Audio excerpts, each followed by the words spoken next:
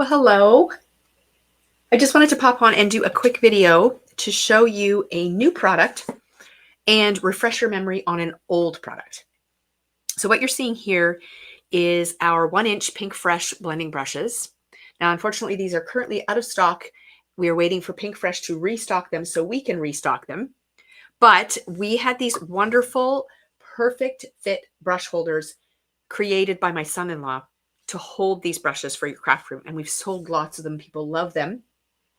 But we just received a new product and it also fits in this wonderful brush holder. So I'm just going to set this aside and I'm going to show you the holder. So here is an empty holder. So I've had to add a second one to my craft room because I just added the pigment pouncers to my craft room as well. So we have carried and do still carry the picket fence paper pouncers, but unfortunately we are unable to order any more of those. So I was really excited when I saw that Taylored came out with her version, and we all love Taylored Expressions products. So it was a no-brainer that we were going to add these to our store lineup of products, and I was going to add them to my craft room. So inside here you receive 4 pouncers, and they're pretty. They come with this beautiful blue handle that has the word Share Joy. I don't know if the camera will pick that up. I think so, right there. Yeah, it's really subtle, but and really nice to hold and pounce. So if you're not familiar with what pouncers are or what they do, I'm going to do a little demonstration and show you. But I've been playing with mine a little bit already. This is how they come in this little box, which you can store them in. But over time, I think what's going to happen is this nice velvet interior is going to get all gunked up because the pouncers are going to have ink on them. Plus, they're a little tricky to get in and out. They kind of lock in, and I just feel like they're going to be a little bit tricky to get out. And if you have a number of them, like I got 12 for my craft room, you're going to have 3 boxes that you got to find a place to put. So I have some nice shelves that are behind my craft area, like where I sit, and this brush holder will sit nicely on one of those shelves, and it'll be nice and handy for me to grab. So these pouncers fit perfectly inside the same block holder that we use for the 1-inch brushes. And they're not quite as snug, but they do fit well and very easy to grab. So here's the others that I'm going to pop in here. And then I have 2 that I've already started to use, which I'm going to demo with. So this one will be my yellow brush, and this one is going to be my white one. Now, if you can tell the color of the ink that you're using with the brush just by looking at the top. But if you want to label them, you can. I did that with my 1-inch brushes. I just put a little label on the side, and then that way I know that's my red brush, etc. But the color does show. This will be my white one, and obviously you can't tell that there's white ink on there already. So you might want to label your white one just so that you know. But you can see that they do fit in there. They do move around a little bit, but you know, the ends are not touching each other and they store pretty nicely. So I really like that. Now on the bottom of that, that's what you keep hearing. There are little rubber feet that protect your surfaces and also make it so they don't move around a lot. So it's going to sit perfectly on my shelf. And then when I bring it over to my glass mat, it's not going to move. So I'm just going to set this up here and I'm going to demonstrate to you how great pouncers are. We haven't done this in a while. So I have a piece of white cardstock, just a scrap of white. I'm just going to grab it out of my little bin here, which I just recently organized. And so it's super easy to find. And then I've also grabbed a Sunray stencil. This one's from Lawn Fawn. And you can see that I've already been using it because it's got some yellow ink on it. I'm just going to pop that on here. So I'm using a sticky mat to hold my stencil in place. But you can see that if with this particular style of stencil, if I was to take a blending brush like this and swirl around, these little strips can easily move. And that happens when you start swirling your brushes around. So when I use a paper pouncer, this is the kind of stencil that I definitely like to pull it out for. Sorry, I don't have this stuck down straight and it's kind of puckering. There we go. So the pouncers are really great for stencils like this because instead of swirling, you go up and down and you pounce. So I'm going to pull on a yellow ink pad and we will just do a little demonstration of how pouncing works. So you can still dab off on your glass mat so that you're not going in with super strong ink. And you simply just start pouncing up and down, and they bounce like little trampolines. And the ink is applied. So you're actually kind of like pounding it into your paper. And you can add more layers to build up that color. And you'll find that you build up your color much faster when you're using a pouncer. And then to get some shading, you just let the ink fade out, and you just keep going out further on your stencil. You can also come in with a lighter color if you want to, but it just naturally happens as you pounce out most of the ink. And it's a good way to clean out your brush too.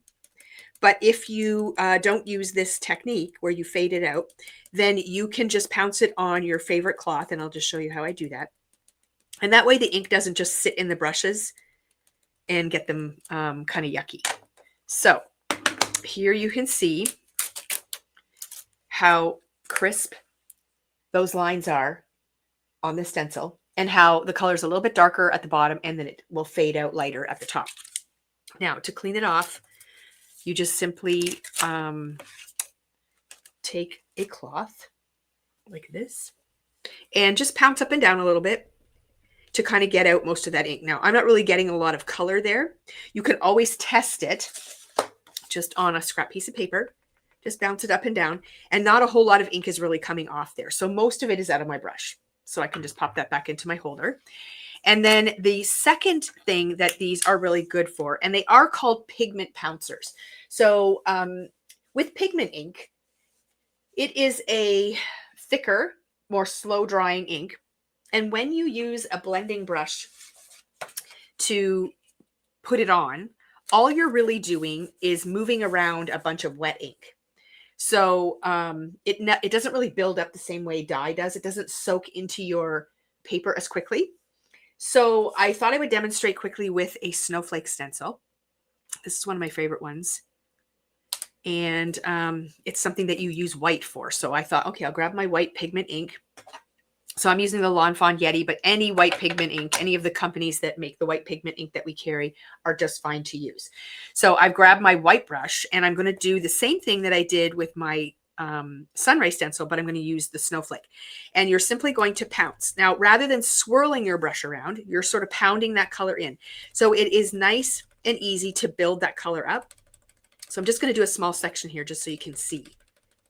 And you'll notice I'm going back to my ink pad quite a bit more often than I do with my dye inks. And that is because the ink is sort of thick and it's just a little harder to pick it up. I've tried using blending brushes and I never get a really nice white result. It kind of looks faded and washed out.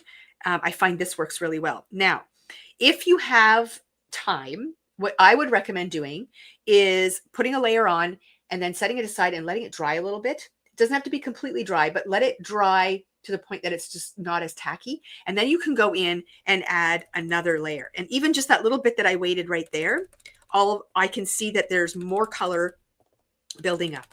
And that will get you a really, really nice result as well. You can remove your stencil and your paper from the sticky mat and use a heat tool, but then you have to put your paper back on and reline up the stencil, and that's not always easy. So if you just give it a second or two to dry in between layers, then I find the pigment really builds up quickly. And let me just show you how great this looks on dark paper and how quickly that pigment has built up. Like, look how white that is. Now that will dry and fade out just a little bit, but you will never get that result with a regular blending brush. So the pigment pouncers are not something that I pull out every time I ink blend, but it's definitely something that is good to have on hand, because you just can't get results like this with a blending brush. So that is what they're used for. So just to review, the Perfect Fit brush block is in stock. They are custom made by my son-in-law, and we have several of them available now. They do fit the 1-inch brushes from Pink Fresh, and they also fit these lovely pigment pouncers that we just received from Taylored Expressions. If we do happen to sell out, they'll just go into a pre-order status. And then as soon as he makes more, we'll be able to fill those pre-orders, and then we will take it off the pre-order status that we have to put it in when we don't have them. So it usually only takes them a couple of weeks and then they'll be back in stock. But each one is handmade.